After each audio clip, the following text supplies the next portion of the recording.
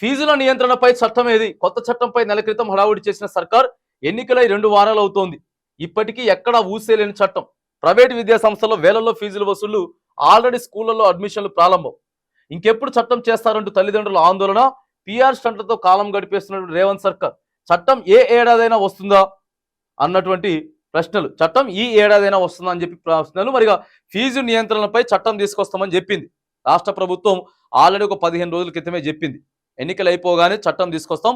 Private స్కూళ్ళ దందా, దోపిడీ, వాళ్ళ వసూళ్లు మొత్తం ఎక్కువైపోతా ఉన్నది. ఫీజుల పేరిట, యూనిఫామ్ల పేరిట, బుక్స్ పేరిట, బ్యాగ్స్ అని, అదని ఈదని తొక్క తోటకూర అని చెప్పి ప్రైవేట్ స్కూళ్ళ ఇష్టారాజ్యం అయిపోతా ఉన్నది.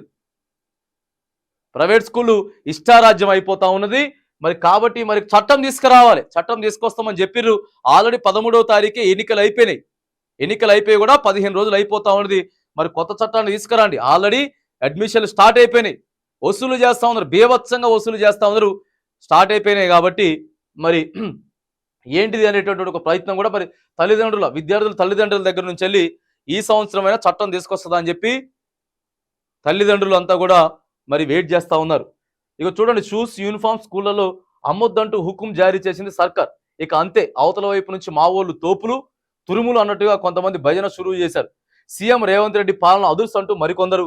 కానీ స్కూళ్లు, కాలేజీలో ఫీజుల నియంత్రణ అనే దానిపై ఎవరు మాట్లాడడం లేదు. నెల రోజుల క్రితం హడావుడి చేసింది రాష్ట్ర సర్కార్. ఇదిగో కొత్త చట్టం, అదిగో కొత్త చట్టం అంటూ మాట్లాడింది. ఇంతలో పార్లమెంట్ ఎన్నికలు వచ్చాయి. ఆ తర్వాత అది పక్కన పడిపోయింది. ఇప్పటికే చాలా మంది తల్లిదండ్రులు స్కూళ్లలో అడ్మిషన్లు తీసుకున్నారు. మరి ఎప్పుడు ఫీజుల నియంత్రణపై మాట్లాడతారు?